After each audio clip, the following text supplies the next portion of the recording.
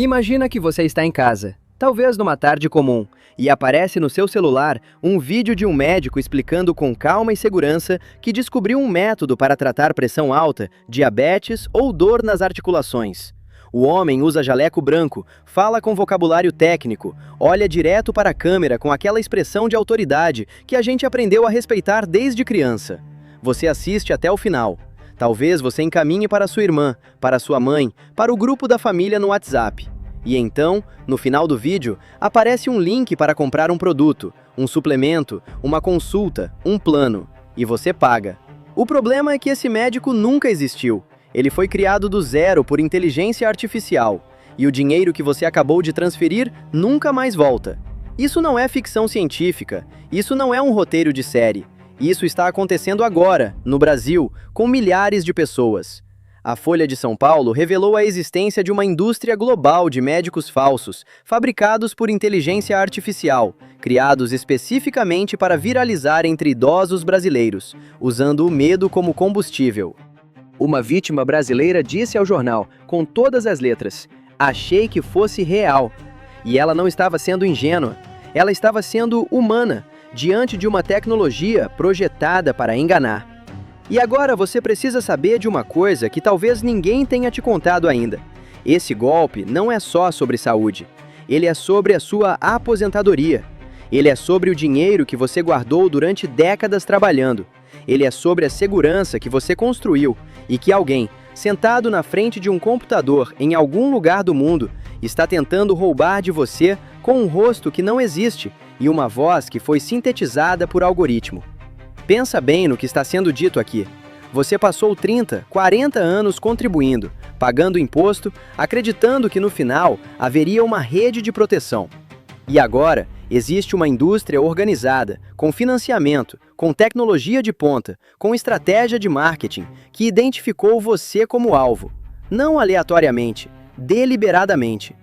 Os idosos brasileiros foram escolhidos como público-alvo declarado dessa máquina de desinformação médica com inteligência artificial. Isso está documentado, isso foi investigado. E a pergunta que fica é: o que está sendo feito para te proteger? Vamos entender como isso funciona, porque o conhecimento aqui é a única defesa real. A tecnologia de deepfake, que é a criação de rostos e vozes falsas por inteligência artificial, avançou a um ponto que já ultrapassa a capacidade do olho humano de distinguir o real do fabricado. Não estamos falando de vídeos amadores com distorções óbvias. Estamos falando de imagens com qualidade de produção profissional, com sincronização labial perfeita, com expressões faciais convincentes, com entonação de voz que imita a cadência de um médico de verdade. A Netflix, uma das maiores empresas de entretenimento do mundo, usou inteligência artificial para recriar a voz do ator Gene Wilder em um reality show. Se uma corporação desse tamanho já usa essa tecnologia de forma aberta para fins comerciais, imagina o que operadores criminosos conseguem fazer com versões adaptadas da mesma ferramenta, sem nenhum controle ético, sem nenhuma regulação, sem nenhuma prestação de contas. O processo é mais simples do que parece, e é exatamente isso que o torna perigoso. Um grupo criminoso, que pode estar em qualquer país, contrata ou desenvolve um sistema de inteligência artificial capaz de gerar um rosto humano que nunca existiu. Esse rosto recebe um nome, uma especialidade médica, às vezes até um histórico fabricado com referências a hospitais e universidades reais. Depois, o sistema gera um roteiro com informações que misturam dados médicos verdadeiros com afirmações falsas, criando aquela sensação de credibilidade parcial que é muito mais eficaz do que a mentira total. O vídeo é produzido, editado e então distribuído de forma estratégica pelas redes sociais, priorizando algoritmos que favorecem conteúdo de saúde para usuários acima de 50 anos. O medo é o gatilho. Pressão alta, câncer, Alzheimer, diabetes, dor crônica. Temas que tocam diretamente na vida de quem já passou dos 50 e pensa todos os dias na própria saúde e na saúde de quem ama. A estratégia não é aleatória. Existe um estudo comportamental por trás disso. Sabe-se que conteúdo que provoca medo tem taxas de compartilhamento muito maiores do que conteúdo neutro.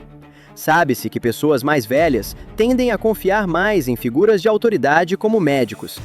Sabe-se que o WhatsApp, principal canal de comunicação da geração que hoje tem entre 50 e 80 anos do Brasil, tem uma dinâmica de encaminhamento que amplifica conteúdos sem verificação. Os golpistas conhecem esses dados melhor do que muita gente que deveria estar te protegendo. Eles investem em pesquisa de audiência, como qualquer empresa de publicidade. A diferença é que o produto deles é o crime. E aqui é onde a história fica ainda mais perturbadora. Porque não estamos falando de um golpista solitário num quarto escuro. Estamos falando de uma indústria, com estrutura, com divisão de trabalho, com equipes responsáveis pela criação do conteúdo, pela distribuição, pelo atendimento das vítimas, pela coleta dos pagamentos, pela lavagem do dinheiro.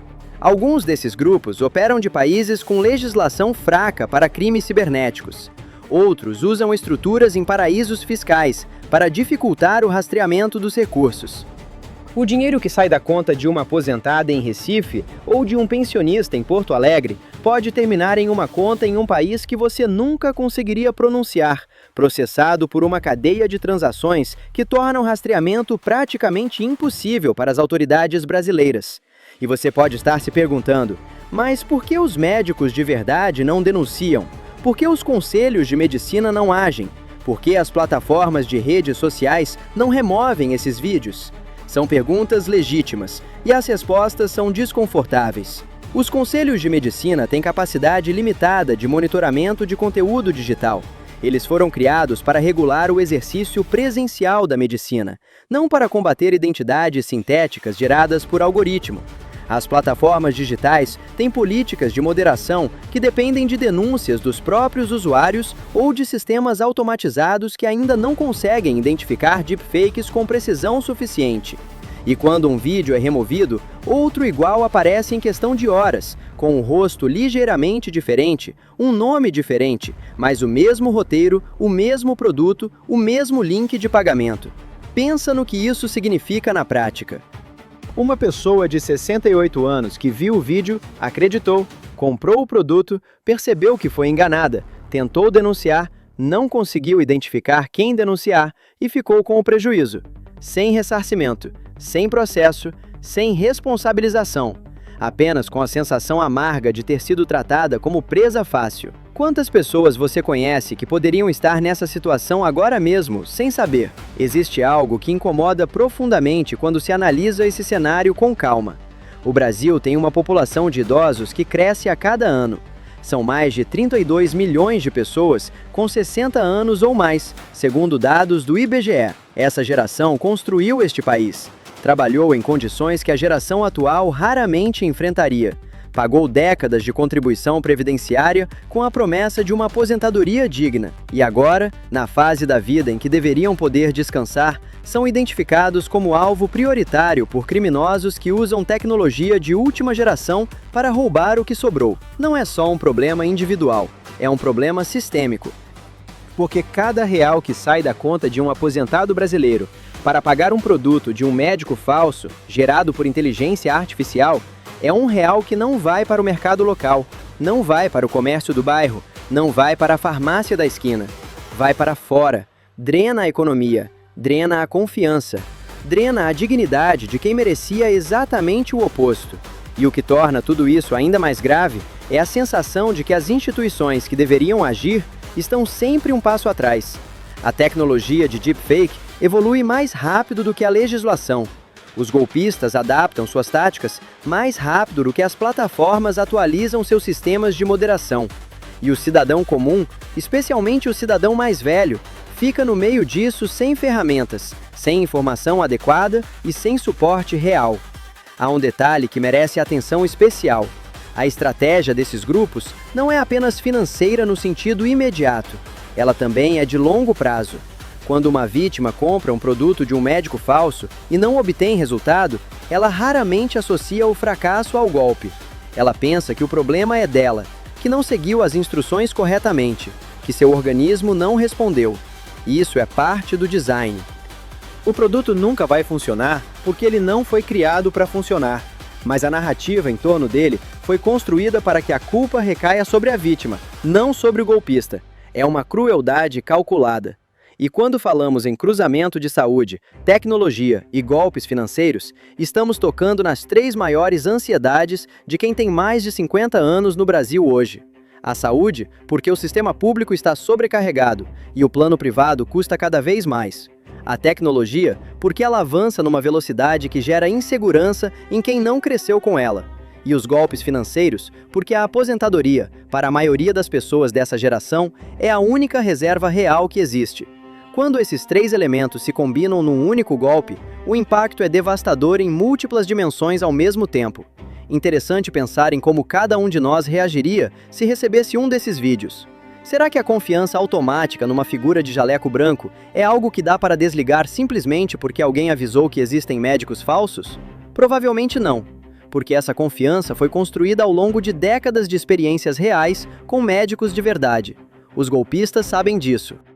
Eles estão explorando exatamente a memória afetiva e a experiência acumulada das pessoas, transformando algo que deveria ser proteção em vulnerabilidade.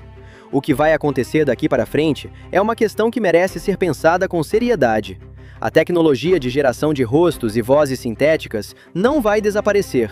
Pelo contrário, ela vai ficar mais barata, mais acessível e mais convincente. Daqui a 2 ou 3 anos, a diferença entre um vídeo real e um deepfake vai ser praticamente imperceptível sem ferramentas especializadas. Isso significa que o problema que existe hoje vai se multiplicar. Mais golpistas vão entrar nesse mercado, mais vítimas vão ser atingidas, e a janela para criar mecanismos de proteção eficazes está se fechando. Existem algumas iniciativas em curso. Pesquisadores de universidades brasileiras e internacionais estão desenvolvendo ferramentas de detecção de deepfake. Algumas plataformas estão testando sistemas de marcação de conteúdo gerado por inteligência artificial. Há projetos de lei tramitando no Congresso Nacional que tentam criar um marco regulatório para o uso de inteligência artificial no Brasil. Mas a velocidade dessas iniciativas ainda é muito menor do que a velocidade com que os golpistas operam.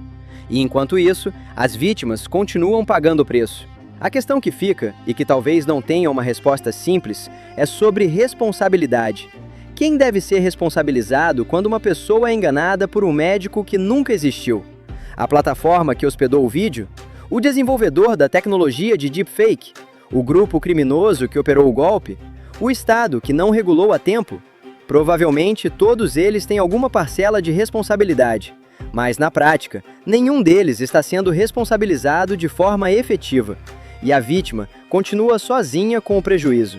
Tem algo que a história da vítima, que disse à Folha de São Paulo que achou que fosse real, carrega de muito pesado. Não é ingenuidade, é confiança. É a mesma confiança que faz uma pessoa de 60 anos ligar para o filho quando está com dor no peito, ou levar o neto ao médico quando ele tem febre. É a confiança que estrutura relações humanas saudáveis. E ver essa confiança sendo explorada como ferramenta de lucro por uma operação criminosa internacional é algo que deveria causar indignação em todo o mundo, independentemente de idade ou de qualquer outra diferença. Talvez a pergunta mais honesta que cada um pode se fazer seja esta: se você recebesse esse vídeo hoje, você saberia identificar que é falso? E se a sua mãe recebesse, ela saberia? Não é uma pergunta retórica para causar ansiedade. É uma pergunta real, porque a resposta vai determinar se você e as pessoas que você ama estão preparados para o que já está acontecendo e para o que ainda está por vir. O caminho à frente passa por informação, mas não só informação individual. Passa por pressão coletiva sobre as plataformas digitais para que assumam responsabilidade real pelo conteúdo que distribuem. Passa por exigência de regulação efetiva da inteligência artificial com foco em proteção do consumidor. Passa por investimento em educação digital para as gerações mais velhas, não como caridade, mas como direito. E passa por uma mudança cultural que pare de tratar o idoso como vítima passiva e comece a tratá-lo como cidadão que merece as mesmas ferramentas de defesa que qualquer outro. Porque, no fundo, quando um médico falso, criado por inteligência artificial, rouba a aposentadoria de um brasileiro que trabalhou a vida inteira, não está acontecendo apenas um crime financeiro. Está acontecendo uma violação de dignidade, e essa violação merece uma resposta à altura.